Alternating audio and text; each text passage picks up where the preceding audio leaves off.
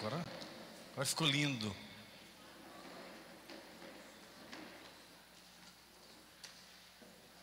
Pessoal da música, vamos sentar aqui, todo mundo. Hoje nós temos um presente do céu para nós. Querido pastor Joselito vai ministrar a palavra. Ele é lá do Sergipe. E vamos sentar aqui. Daqui a pouco eu vou passar para ele. Vamos organizar, né, gente? Coisa feia, coisa horrível esse buraco aqui. Organizar, né?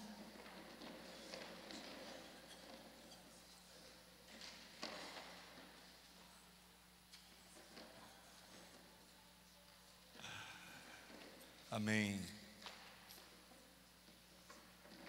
Glória a Deus. Abra a roda aí para o Fabiano sentar. Senta aí, Fabiano. Já há muitos anos, irmãos, que nós somos abençoados pelo ministério do irmão Reagan, Kenneth Hagin. Quem aqui já leu pelo menos um livro do Kenneth Hagin? Da glória a Deus. Leu não? Nunca? Misericórdia. Como é que você ousa entrar nesse lugar, irmão?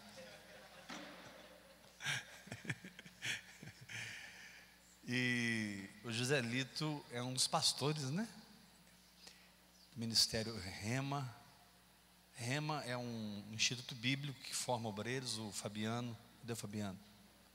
Ah, está aqui. O Fabiano e a esposa estão estudando lá. E eles abriram uma igreja em Goiânia, que é o Verbo da Vida. E o Joselito está ministrando na escola nesses dias, né? Já faz uma semana? Uma semana. E ele tinha muita vontade de me conhecer. E me conheceu, esse comedor de arroz com feijão igual eu, barrigudinho. E descobriu que eu não sou nada, irmão. Você é mole? Mas Jesus é tudo. E Ele vai compartilhar a palavra conosco. Come here. Levanta a mão para cá, fala para ele: você é bem-vindo no nosso meio, irmão. Amém. Eu estou parecendo que estou na Disneylândia, porque eu aprendi a orar em línguas com vocês, praticamente. E eu sempre tive um sonho em estar aqui, né? E nos últimos tempos, esse ministério, na verdade, me salvou. Eu estava falando com o pastor Heber.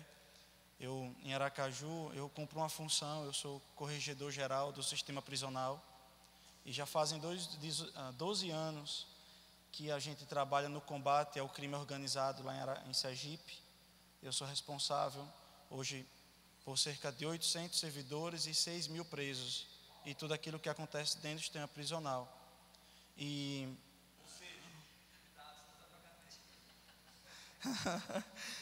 e na verdade, quando a gente iniciou esse ano, o governo começou uma nova proposta de melhorar a tecnicidade das coisas lá. E o secretário que assumiu me chamou também para ser assessor dele direto. E foi justamente numa época que estava acontecendo rebelião em todos os presídios e uma greve geral. E eu fiquei 50 dias praticamente dormindo e acordando dentro da secretaria. Eu não tinha tempo para ler a palavra, eu não tinha tempo para ir para os cultos na igreja. E chegou um dia que eu falei com Deus, eu estava compartilhando isso com o pastor Heber. Chegou um dia que eu falei com Deus, eu disse: Deus, todos os dias o Senhor me levanta para abençoar alguém, o Senhor me levanta para orar por alguém, para dar uma palavra para alguém. E sempre uma pessoa me diz: poxa, pastor, como foi bom essa palavra, era exatamente o que eu estava precisando. Mas será que não tem um filho de Deus nessa terra que possa me dar uma palavra? Será que não tem ninguém que possa ligar para mim, para me ajudar? Porque eu estou precisando de uma palavra. Eu estava precisando de uma palavra vinda de Deus, porque a gente estava passando por ameaça de morte. Uma das coisas que eu estava falando com ele é que eu tenho 2 motoristas e a gente nunca pode ir com um carro só para trabalhar, porque não pode marcar o carro, não pode marcar o horário. E foi quando o pastor Osmar Catiani, eu fui dar uma palavra para a liderança dele sobre paternidade espiritual. E naquele dia ele estava falando sobre uma ministração do pastor Heber, sobre indo a Roma. Eu acho que é mais ou menos isso, na rota para Roma, isso. E quando eu comecei a escutar aquela ministração, cerca de 23 minutos, ele começou a contar a história de que Deus deu uma impressão, depois foi, né, amplificando até chegar a uma visão do próprio anjo, e que ele entra no navio, e quando ele entra no navio, o navio começa a saculejar, ali vai a pique, mas ele vai para a ilha de Malta e chega lá e a cobra morde ele, e depois mesmo assim acontece um avivamento lá, e depois ele chega em Roma. E ele dá uma palavra que ele diz assim, que foi rema para mim: se você tem uma palavra e você fica nela, você vai chegar em Roma. E ali eu pude enfrentar muitas coisas, irmãos. Não dá tempo de falar tudo aqui, porque eu tenho uma palavra específica para esse ministério que Deus colocou no meu coração. E Deus, essa semana eu estava falando com o meu irmão, que eu dormindo, Deus me deu uma palavra sobre Ezequiel, e eu passei para o pastor Heber, que está lá no capítulo 33, do versículo 30 ao 33, apenas anota, eu não vou ler agora, mas fala de duas fases no ministério do pastor Heber. Eu estou conhecendo esse ministério já, desculpe assim, mas pouco tempo. Eu escutava o CD antes, fogo do Espírito incendeia, mas eu não era usuário, vamos botar assim, das ministrações do pastor. O pastor Geraldo também me abençoou muito recentemente com a ministração falando sobre Judas, né? Muito bom. E eu acho que eu fiquei viciado nesse negócio. E na semana geralmente eu escuto o pastor Heber, ou nesse, meu Deus, nesse negócio aqui, e eu sempre vejo que a decoração atrás muda. Eu disse, meu Deus, que bênção, toda hora muda aquele negócio lá. E passei para o pastor Heber aquilo que o Espírito Santo falou para mim em sonho, para ele, que é como se houvesse duas fases no chamado ministerial dele. Uma que foi uma fase de arranca-toco. Deus me mostrava como se o pastor Heber estivesse com pessoas desconfiando do chamado dele, e ele vinha se estabelecendo através de sinais, e Deus falou com ele muito, é muito clara a passagem bíblica, mas que ele agora, ok, quanto a você, filho do homem, seus compatriotas estão conversando sobre você, junto aos muros e às portas das casas, dizendo uns aos outros, venham ouvir a mensagem que veio da parte do Senhor. O meu povo vem a você, como costumam fazer, e se assentam para ouvir as suas palavras, mas não as põem em prática. Com a boca eles expressam devoção, mas o coração deles está ávido de ganhos injustos. De fato, para eles você não é nada mais que um cantor que entoa cânticos de amor com uma bela voz e que sabe tocar um instrumento. Pois eles ouvem as suas palavras, mas não as põem em prática. Quando tudo isso acontecer, e certamente acontecerá, eles saberão que um profeta esteve no meio deles. E Deus me mostrava que o pastor Heber estava agora na parte da honra e não na parte da desonra, e que ele estava entrando agora em um novo nível, e eu via como se ele começasse a fazer agora sombra, e que pessoas começariam a correr para debaixo dessa sombra, e que eu vejo que é como se fosse um momento apostólico que estivesse vivendo, em um momento em que talvez pessoas de fora poderiam até mais honrar do que pessoas aqui de dentro. Apenas foi isso que eu trouxe, pastor. E o pastor pediu para eu dar uma palavra hoje. Eu estava hoje conversando com o nosso irmão, e na hora que estava ali lanchando, o Espírito Santo disse, anote aí 4 versículos. E não foi, e eu comecei a anotar. E o que Deus passou para mim foi que está lá em Mateus capítulo 4, versículo 1. Falando algo sobre um ciclo espiritual que vai estar acontecendo aqui. Amados, eu queria que vocês entendessem uma coisa. E eu acho que a gente vai conseguir fechar no espírito aquilo que Deus quer falar. Eu entrei no vácuo do pastor Heber. Eu estava passando por uma pressão muito grande, precisando de uma palavra, e eu consegui alcançar a vida através do vácuo que eu peguei na unção do pastor Heber. mesmo tão distante. Nós não estamos tratando de idolatria, mas nós estamos tratando aquilo que Paulo falou. Nós somos a igreja aqui na terra. Nós é que temos a responsabilidade aqui na terra de mostrar Cristo. Somos nós. Ele disse, a esses eu dou a minha glória. Deus deu a glória para a gente. Então, eu entrei no vácuo do pastor Heber, entrei na unção que estava na vida dele, e o peso conseguiu sair de mim. Eu não sei se você entende, mas o vácuo é criado porque existe algo que quebra o vácuo, quebra a resistência do ar. Então, o ar, ele é quebrado, às vezes por um carro na frente, o carro de trás prova daquilo. Às vezes tem um aerofólio que quebra o ar para dar maior estabilidade. E o pastor Heber se viu, o ministério do pastor Heber, a unção que está sobre a vida do pastor Heber, ouvir e crer, para mim se viu. Amados, é porque não dá tempo de contar tudo, mas eu estava em uma situação que estava muito difícil, porque o governo chegou para mim e ele disse para mim o seguinte: olha, nós não convidamos você para ocupar essa posição, nós convocamos você. E eu estava entre o meu ministério e o meu salário no estado e a minha vida no estado. Então eu tinha que decidir naquela semana entre uma coisa e outra.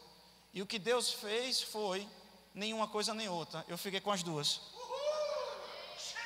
Entendeu? Então eu entrei no vácuo, porque Deus tinha uma palavra para mim, então eu fiquei nessa palavra. Mas, amados, a pergunta que nós temos que fazer é: se Deus está acelerando essa obra, quem será o freio dela?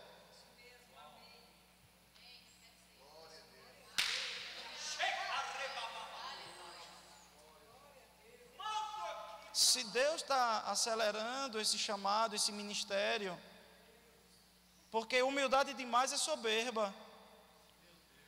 Então, se Deus está acelerando vocês, quem será o freio de vocês? Então, eu provei do vácuo da aceleração de vocês. Aleluia! Mateus está escrito assim, 4:1. A seguir foi Jesus levado pelo Espírito ao deserto.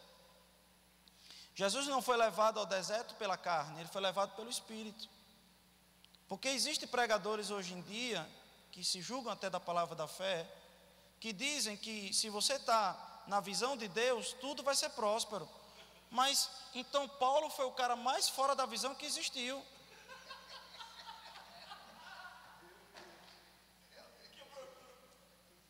Não é isso, vai ter complicações, porque o mundo jaz do maligno, mas o maligno está debaixo do nosso pé. Ele é o dono, o diabo é o dono, mas eu resisto a ele. Porque a fé é que vence o mundo. Mas vai chegar um dia que o governo vai voltar para Jesus, que vai ser o milênio, amém? Vai ser outros 500. Ele diz: a seguir foi Jesus levado pelo Espírito ao deserto para ser tentado pelo diabo. Mas se você ler Tiago 1,13, ele vai dizer que Deus não tenta ninguém. E se você estudar a palavra tentado, é a mesma palavra peirazo. Mas a palavra peirazo quer dizer muito mais. Não é só tentado. Então lá em Tiago de fato quer dizer tentado, mas aqui quer dizer degustado, provado. A mesma ideia que está aqui é de uma arma que sai da Taurus, e quando ela é construída na Taurus, uma .40, por exemplo, e ela tem que ir primeiro para o estande de tiro, para ela ser provada, para ser demonstrada. Na verdade, a melhor palavra aqui é Jesus ser levado para o deserto para ser demonstrado. Porque Adão, ele foi derrotado no Éden, mas Jesus, ele venceu Satanás dentro do deserto. Deserto nunca foi lugar para crente morrer. Deserto sempre foi lugar para celebrar. Porque Jesus, a Bíblia diz que, a Bíblia diz lá, tirei o povo do Egito para celebrar a Páscoa no deserto. Então o deserto é lugar de celebração. É como Davi falou, que nós temos que ser como aquele cedro do Líbano plantado. O cedro do Líbano, ele é plantado, por quê? Porque ele cava para dentro. Ele não está nem aí porque está chovendo ou não está chovendo. Ele cava para dentro. Na hora que ele cava para dentro, você tem que pegar 20 homens para dar um abraço nele. Se você for no deserto de Israel, você vai ver lá, só tem cedro do Líbano verde, 50 graus Celsius. Mas você só vê nesse cedro do Líbano, e você vai ver que ele está 2 vezes mais para dentro do que para fora, porque ele encontrou o veio de água dentro. Mas ele vai dizer que esse veio de água dentro é o rio do Espírito que está dentro de nós.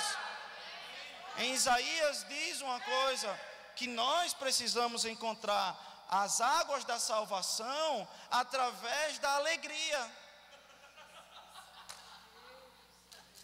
E aí parece com a mesma história que Jesus, ele vai falar com aquela, me diga quantos minutos eu tenho, aquela mulher lá que vai falar com Jesus, ele vai falar com Jesus, aquela mulher, e ele diz, olha,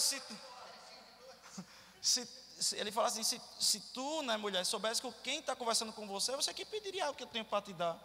Amado, eu penso rapidamente na profecia de Ezequiel, que diz que ele teve uma palavra de sabedoria, ele rompeu, foi na frente, entrou no homem. A profecia de Ezequiel é das mais interessantes, porque ele entra em mim e você no futuro. E ele entra em mim e você em 2 coisas, palavra de sabedoria e discernimento de espírito. Quando ele entra em mim e você, ele vê uma água que dá no limiarzinho. O que é isso? A salvação. É uma água que bate, que é uma semente de água, que quando entra, gera uma fonte que dá para a vida eterna. Mas ele chega e diz que um varão entra lá e diz, tem mais. Porque Deus nunca quis uma igreja de salvos, sempre Deus quis uma igreja de testemunhas. Ele salva as pessoas ali no último capítulo de João, soprando o Espírito, mas ele diz, eu não quero que vocês saiam, eu quero que vocês fiquem. Por quê? Porque vocês precisam ser revestidos do alto com o poder dunamis. E se você observar, a palavra dunamis ainda tem mais um radical, que é o dínamo. E o que é o dínamo? É uma força mecânica que vai produzir uma força ou energia. E o que é o dínamo na nossa vida, a força mecânica? É uma língua batendo no céu da boca, mas que vai o quê? Criar uma atmosfera que vai fazer com que a gente se torne testemunha aqui na terra. Porque Deus nunca quis que a gente fosse somente salvos, mas Deus quis que nós fôssemos uma igreja de testemunha. Deus não queria que a gente saísse salvo, a gente queria que ele saísse da igreja como testemunha. É isso. Aí o que acontece? O que é uma testemunha? Testemunha é a prova viva de algo que existe. Então nós somos a prova viva que algo que existe. Agora, o que eu acho interessante é que ele diz o seguinte, que foi tentado por Deus, ou seja, demonstrado por Deus, porque Deus não pode, tentado por Deus, testado por Deus ou demonstrado por Deus ao diabo. A Bíblia diz, depois de ter jejuado 40 dias e 40 noites, teve fome, aproximou-se o diabo. Mas Jesus era a arma que estava sendo apontada para a cara do diabo. E eu vim aqui, Jesus era a arma que estava sendo demonstrada na cara do diabo, no estande de Tiro. O deserto era o estande de Tiro. Agora, o que foi que Deus falou sobre rema para esse lugar? É que vocês estão sendo apontados para a cara do diabo. Existe algo no Brasil que precisa de vocês.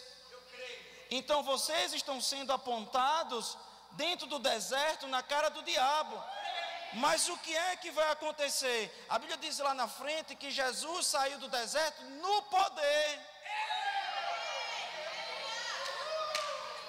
Mas se você também entender, ele volta para a sua região. E quando ele volta para a sua região, ele vai voltar e vai ser desonrado. E ele vai ser desonrado de que sentido? Quem é esse ministério aí, ouvir e crer? Porque ele disse não é o filho do carpinteiro, mas a Bíblia diz que ele foi debaixo do poder. E a Bíblia diz que ele não pôde operar ali milagres, só algumas poucas curas, por causa da imposição de mãos. Por causa da imposição de mãos, para amplificar o dom. Agora, o interessante é que eles desonraram Jesus, porque antes da incredulidade veio a desonra. Porque a unção que a gente honra é a unção que a gente recebe. Então tem pessoas que não vão honrar, ouvir e crer. E daí? Vá para os gentios. Vão para os gentios. Avance, avance, acelere, faça vácuo para que o Brasil possa entrar no vácuo de vocês. Aleluia. É isso. Vocês estão cortando o vento. Vocês estão cortando o vento. Amém. Vocês estão cortando o vento. Por quê, amados? Deus me mostrou algo que eu queria mostrar ao pastor Heber para vocês. Jeremias 2,13. É a condição que está o Brasil. Principalmente a igreja brasileira. Essa é a condição que nós fomos chamados, ou vocês foram chamados. Jeremias 2,13.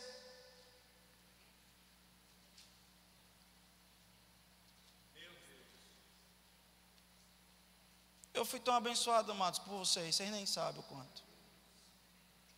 Vocês não têm noção, amados. Porque eu estava lá tão distante, mas eram as ministrações de vocês que me edificavam. Eu conheci muitas ministrações, eu vi muitas ministrações. Aleluia. Quando o pastor Heber ministrou que não há ossos secos que resistam a uma palavra profética. Eu tenho tudo decorado, irmão.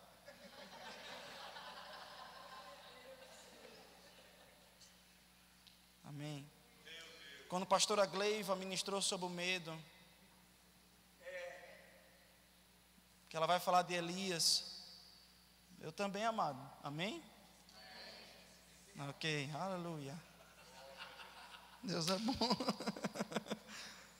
Jeremias 2,13 diz o seguinte: porque 2 males cometeu o meu povo, a mim me deixaram um manancial de águas vivas, e cavaram cisternas rotas que não retêm água. Acaso é Israel escravo ou servo, nascido na casa?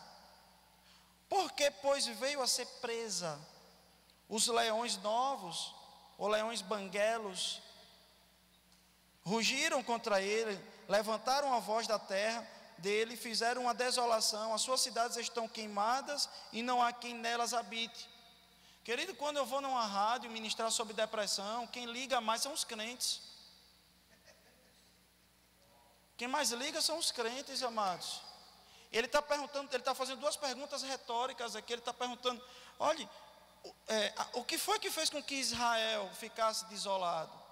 O que foi porque Israel se tornou presa, mesmo estando na casa? Ou seja, ele estava na casa grande e se tornou escravo. Mesmo sendo dono de tudo, se tornou escravo. Porque ele permitiu que os leõezinhos, que são inofensivos, devastassem. Querido, como é? Eu sei que isso aqui é para Israel, mas há um princípio bíblico espiritual por detrás disso. É um princípio bíblico. Porque o povo de Deus naquele tempo era Israel, o povo de Deus agora somos nós. Somos nós. Às vezes o crente quer ser judeu, mas isso é outros 500. Nós não somos judeus, nós estamos na superior, a maior aliança. Nós somos noiva. Nós somos noiva. Eu sou filho de Deus, nação santa, povo eleito, sacerdócio real. Eu quero ser judeu para quê, amado?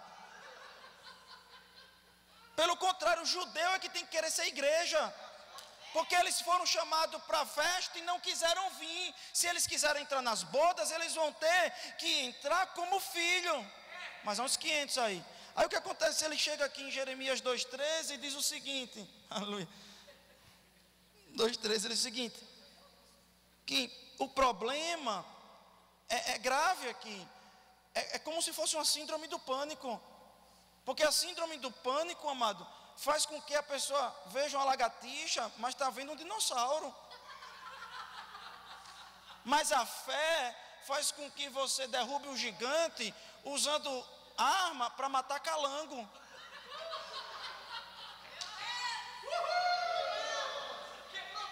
Porque quando Davi foi matar... Alguém sabe o que é calango aqui, né? Porque ontem a gente foi manifestar cura na aula, eu disse a cocore, o pessoal não sabia o que era cocorar. Se agachar. O pessoal teve que... a cocore não sabia. Calango conhece. Então Davi foi matar o gigante com a arma de matar calango. Não quis a espada. Por quê? Porque para Davi o gigante era um calango. Mas quando você está debaixo de espírito de medo, você vai ver tudo como se fosse grande ou maior do que é. Mas a Bíblia está dizendo que o problema foi porque o povo dele trocou a fontezinha por uma cisterna. E lá na minha terra tem muito isso, cisterna. Quando eu era criança, meu pai adquiriu uma propriedade e a gente ia lá no olho d'água. O olho d'água, não sei se alguém já viu o olho d'água, é o que? 4 bichinhos, né? Saindo assim, 4 olhinhos de água. É uma coisa bem simples, a gente tem que proteger. Porque se os meninos vão ali brincar, é capaz de prejudicar o olho d'água. Se os animais fizerem coisa ali errada, vai danificar, vai deixar impuro aquela água. Então a gente protege, mas a gente tem que se acocorar. A gente tem que se humilhar ali.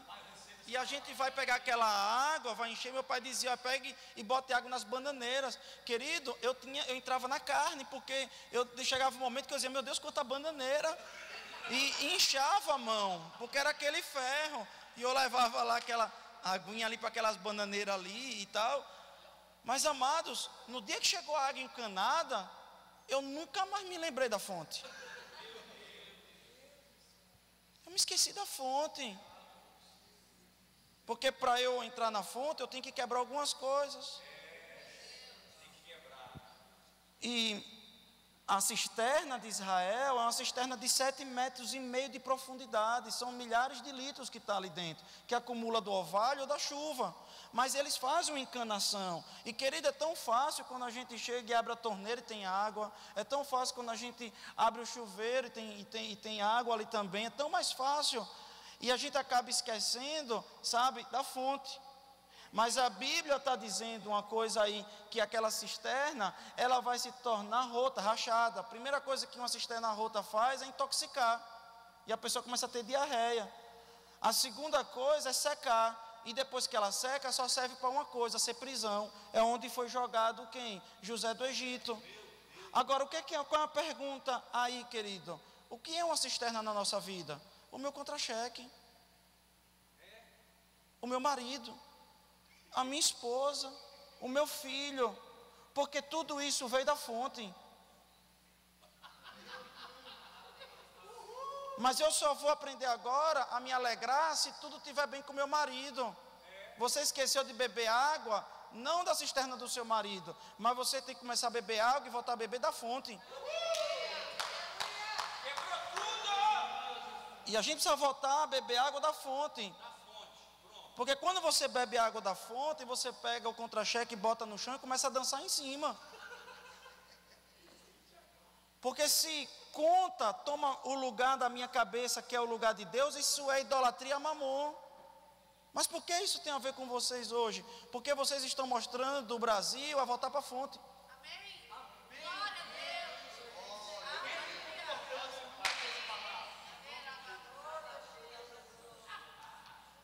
A voltar para a fonte, querido. A fonte. A voltar para a fonte. Sabe por quê, querido? Eu continuo falando sua profecia de Ezequiel, eu acho que eu termino com isso. Que Ezequiel, ele chega e diz o seguinte: mas tem mais. Jesus chega ali. As pessoas dizem que é uma cristofania.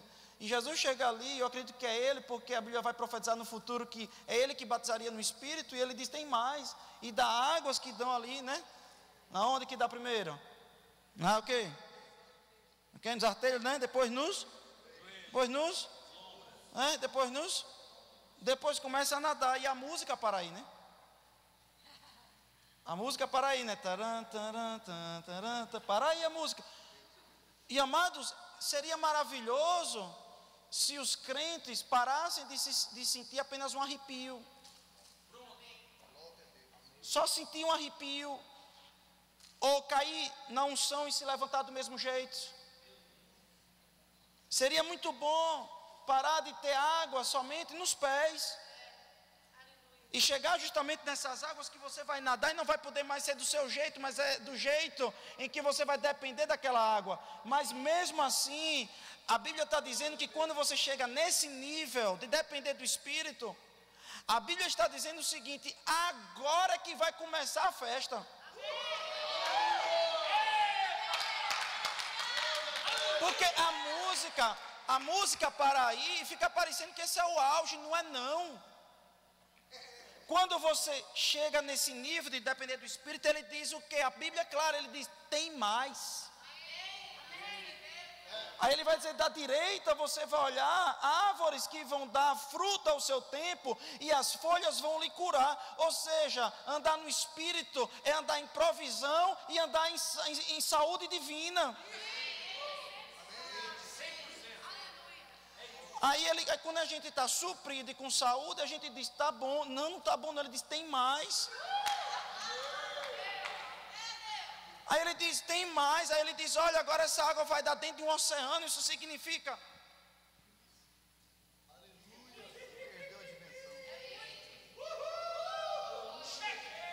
Mas ela vai entrar nesse oceano e quando topar lá, vai dar vida lá dentro. Aí a gente escuta aquela música, por onde esse rio passar, né, tudo vai transformar. A gente pensa que esse rio vai passar, nenhum prédio não. Por onde esse rio passar. Por onde esse rio passar. Kenneth Hagin ensina uma coisa no Espírito Santo, seus dons. Ele diz o seguinte, olhe, é o seguinte. Quando você percebe algo negativo em você, quando você percebe algo que você não está discernindo em você, quando você percebe algo que está engasturando você, que está pesado em você, uma atmosfera negativa, você não deve ter medo, você deve orar em línguas, e quando você ora em línguas, mesmo sem você saber o que é, você só vai parar quando sentir alegria, porque é o Espírito dizendo, foi feito.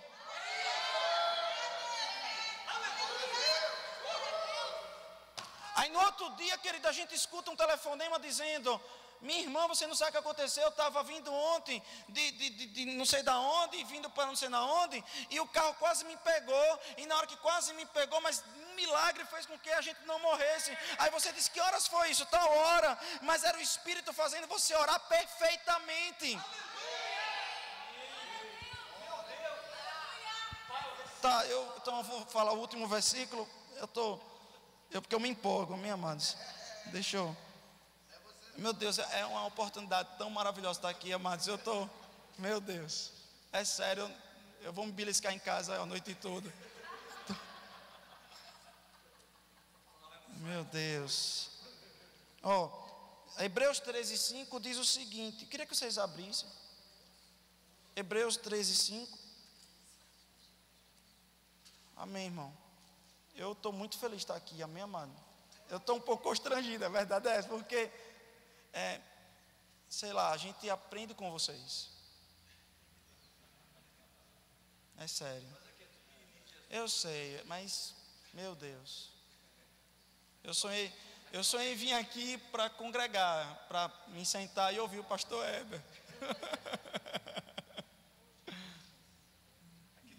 Amém. Amém, pastor. Eita, Deus bom. Deus é bom. Deus realiza sonhos, né? Hebreus 13:5 diz o seguinte, seja a vossa vida sem avareza, contentando-vos com o que tendes. E amado, isso aqui foi o versículo utilizado pelo franciscanato. Meu tio, ele é mestre do franciscanato lá em Recife, e isso daqui é uma base para o voto de pobreza. Ou seja a sua vida sem avareza, contentando com o que tendes. Aí você pega e para aí. Aí você chega para uma pessoa, por exemplo, que está botando um chumaço de bombril em cima da televisão, para sintonizar o canal, e diz, se contente com o que você tem. Botando um bloco embaixo do sofá, para apoiar o sofá, se contente com o que você tem. E aí, aquela pessoa que não tem nada, você diz, se contente com o que você tem. Vocês estão aqui? Porque assim, na verdade, teve um dia desse que tem pregadores que vai para o outro extremo, que dizem assim, não, olha, um dia lá no céu. Você que está pisando hoje em um chão batido, se contente com o que você tem, porque um dia lá no céu você vai pisar em ruas de ouro. Mas amados, um dia lá no céu, mas a Bíblia diz que eu vou provar dos poderes do mundo vindouro hoje.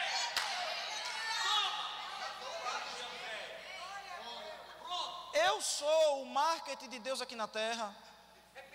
Eu sou o marketing de Deus aqui na terra. As pessoas não conhecem Deus, amados. As pessoas não conhecem Jesus, não. As pessoas conhecem você. Então eu sou o marketing, a igreja é a ideia do marketing de Deus aqui na terra. As pessoas querem olhar. Sabe, uma coisa que eu não gosto, por exemplo, às vezes eu vou para um congresso, é o outro extremo, eu vou para um congresso de família, aí chega dois crentes lá em cima e dizem, eu nunca briguei com minha mulher, eu nunca briguei com meu esposo, eu nunca briguei com minha mulher, amado, eu saio em condenação. Amém, glória a Deus. Eu acredito que é verdade. Mas, amados, a igreja é uma fábrica de transformar coisas erradas em coisas para darem certas. Então são pessoas que vão chegar lá em cima e vai dizer: meu casamento era destruído, mas Jesus veio e Ele restaurou. Os vizinhos sabiam que era tudo destruído e vai perguntar para você como é que sua casa ficou desse jeito. E aí eu vou dizer: foi Jesus Cristo em Nazaré. Então eu sou o marketing, eu sou a carta de Deus aberta nessa terra. Amém? Aí ele diz o seguinte: seja a sua vida sem avareza, contentando com o que você tem. Então nós temos que saber o que é que nós temos que nos contentar. Porque tendes quer dizer, amado, armazém, depósito. Contentando-vos com o que você tem no seu depósito. Amados, eu não sei se você sabe, mas a gente nunca vai quebrar uma empresa porque faltou na prateleira. Porque se faltar na prateleira, tu pega no depósito e restaura a prateleira todinha. Ele diz que tem que se contentar porque tem no depósito. Aí ele vai dizer: quem é o depósito? Pois ele mesmo disse: não te deixarei e nem te desampararei. E assim com confiança ousemos a dizer: o Senhor é o meu auxílio. Auxílio quer dizer aquilo que nós precisamos para encher o depósito. E não temerei o que me possa fazer o homem ou o natural. Agora, como é que faz para arrancar do depósito? Ezequiel explicou, queridão. Nós precisamos arrancar do depósito andando no Espírito. Porque a Bíblia diz em João 6,63 o quê? Que essa palavra é Espírito e é vida. Quando eu ando na carne, a Bíblia diz que é maldição. Diabo nenhum pode me amaldiçoar. Demônio nenhum pode me amaldiçoar. Mas se eu andar na carne, eu estou me amaldiçoando. Mas quando eu ando nessa palavra, porque nós não podemos desconhecer o poder e a palavra, então para essa palavra tem que funcionar, tem que andar no poder. E andar no poder é orar em línguas, e orar em línguas é provisão. Então nós vamos estar vivendo uma vida de reinar em vida. Não, porque nós vamos viver uma vida como está sendo pregado, uma graça radical. Não, mas que não precisa pedir perdão a Deus, ou com a graça que nós, uma vez salvo, salvo para sempre. Não, me perdoe entrar em doutrina, mas é uma graça, amados, que nós vamos andar no Espírito. E o Brasil, amado, está carecendo disso. O Brasil está precisando descobrir isso. Os púlpitos estão se transformando em lugares de pastores psicanalistas, que vão aconselhar através de teorias de psicanálise. Mas nós precisamos voltar a ter nos púlpitos o fluir do Espírito, em que vai levantar as pessoas no Espírito, em que vai transformar as pessoas no Espírito. Então é isso que eu tinha para dizer para vocês. Vim aqui como homem de Deus para falar para vocês: continuem, por favor. Por favor, continuem.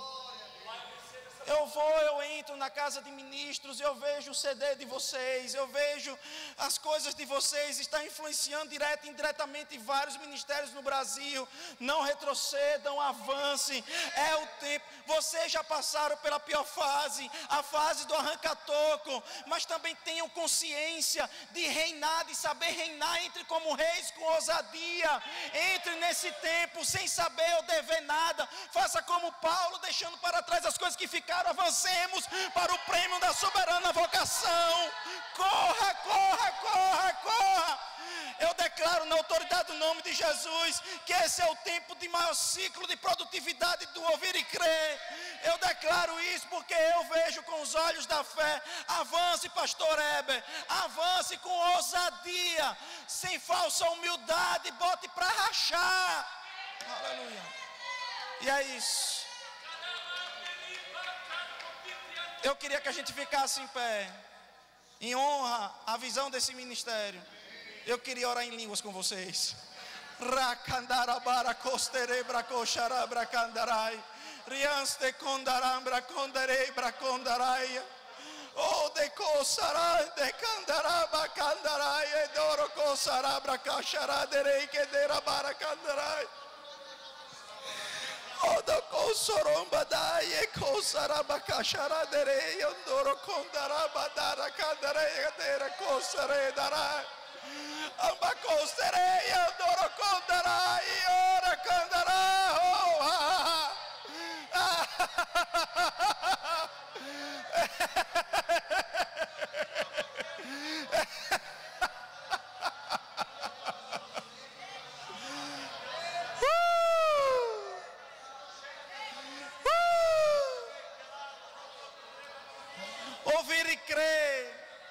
Se Deus é o seu acelerador, quem poderá ser seu freio?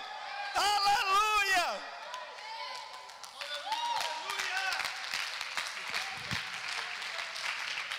Aleluia, Senhor. Obrigado. Uhul! Fala comigo forte. Uhul! Aleluia. Você não contava com os presentes hoje, né? Você não contava. Mas Deus já tinha marcado na agenda dele te trazer aqui hoje, para você ouvir essa palavra. Eu não contava, você não contava. Eu não sabia que esse irmão ia me procurar hoje. Ele me pegou ali bebendo café. Você foi um profeta de Deus para nós. Nós te honramos como profeta, em nome de Jesus Cristo. Nós podemos dar uma glória a Deus bem forte. Aleluia. Fala para o teu irmão, para com falsa humildade, põe para rachar. Graça e paz.